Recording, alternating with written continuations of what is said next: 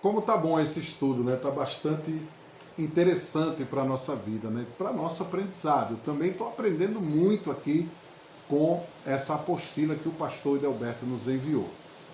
Vamos lá. Ele nos orienta através da palavra, o apóstolo Paulo, a não sermos como tiranos que dominam sobre o seu quinhão, sobre a sua força, mas que devemos apacentar e conduzir o rebanho do Senhor com o nosso testemunho de vida, pela fé. Paulo dizia: sede, pois, imitadores meus. Olha que responsabilidade. Mas ele diz assim: como eu sou de Cristo, né?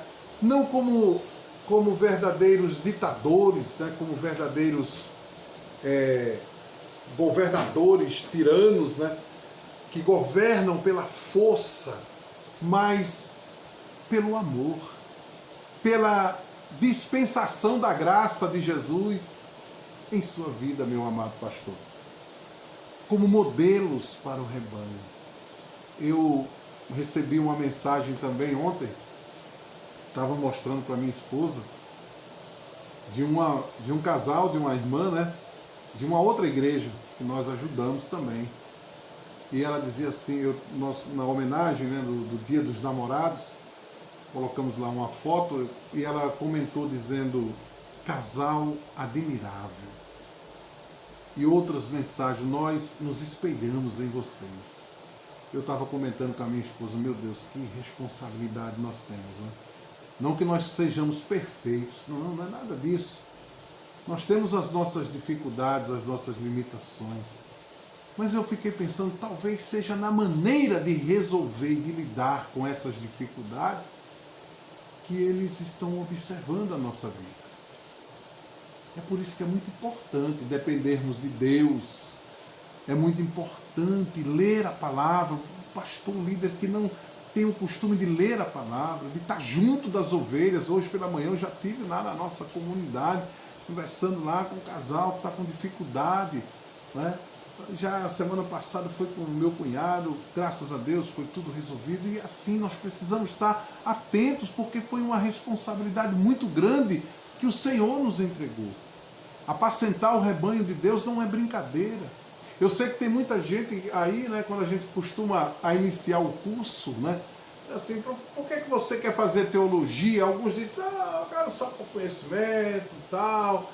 Outros querem aprender para ir afrontar o pastor. Eu sei disso, mas nós já passamos muitas vezes por isso, né? Já estamos encalçados com essas questões.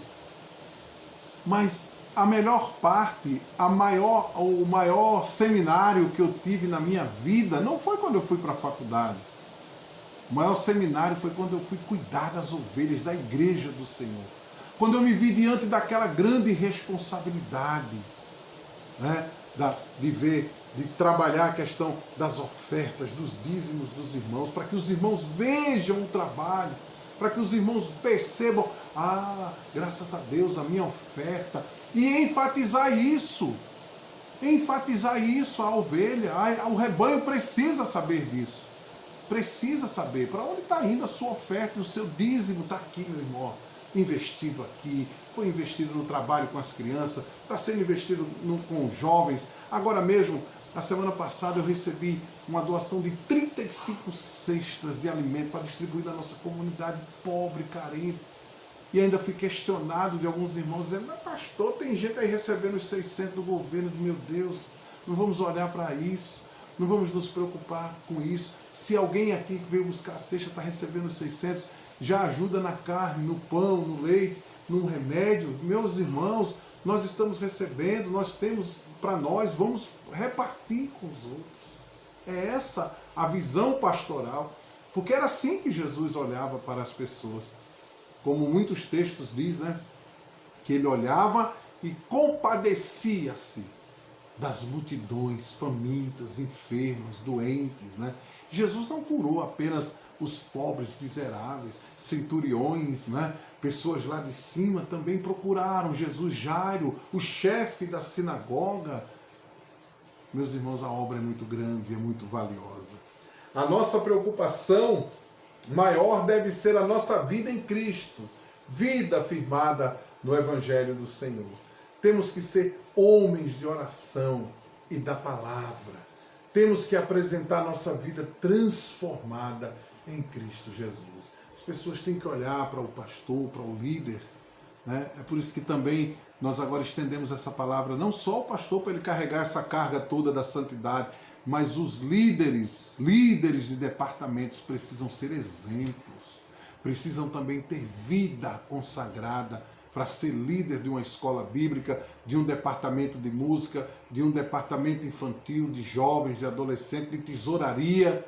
Para qualquer área da igreja, o líder precisa ser exemplo, né?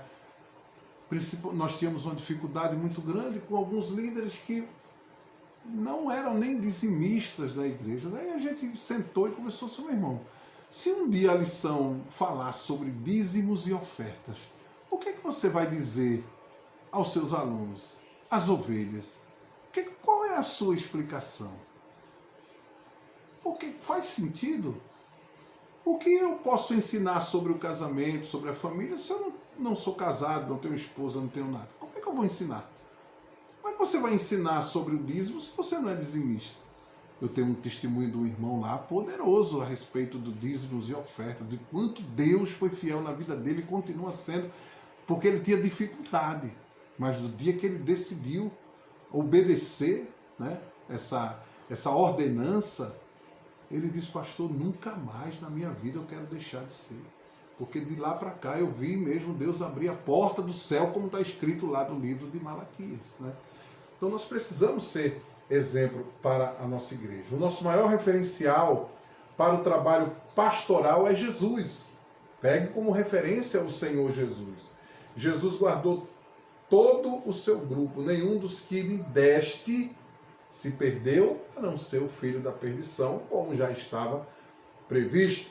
Assim, ao aparecer o pastor soberano, receberás a coroa imarcessível da glória. Fazendo o teu trabalho, cumprindo com o teu trabalho, com as tuas tarefas de administrador pastoral. Ministério, ministrar aos homens, instruindo-os com toda a sabedoria, a fim de apresentá-los todos perfeitos em Cristo. Não deixe de fazer tudo o que estiver à sua mão para fazer.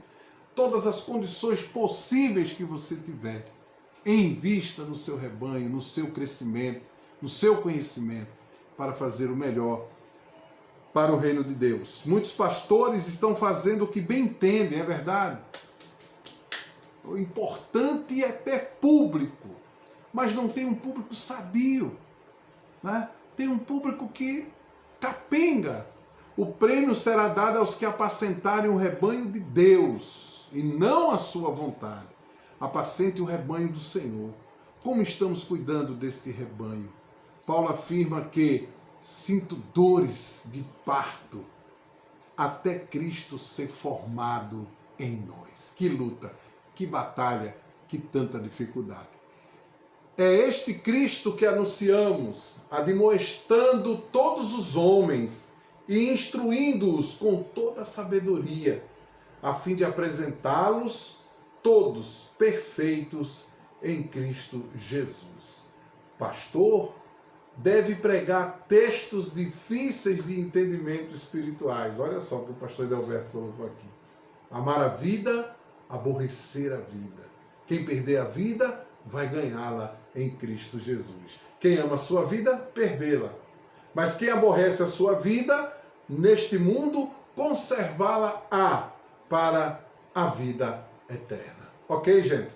Que esses ensinamentos possam enriquecer o seu dia a dia, você possa também buscar crescer na graça, na misericórdia, na bondade do Senhor, pedindo sempre a Ele. Tu não abra mão de dizer, Senhor, sem a Tua presença, sem a capacidade que vem de Ti, eu não tenho como dirigir esse rebanho. E não se esqueça de pedir sempre sabedoria. Esqueça o dinheiro, esqueça o ouro, a prata. Isso ele vai suprir, mas peça sabedoria para conduzir o rebanho de Deus. A gente volta já.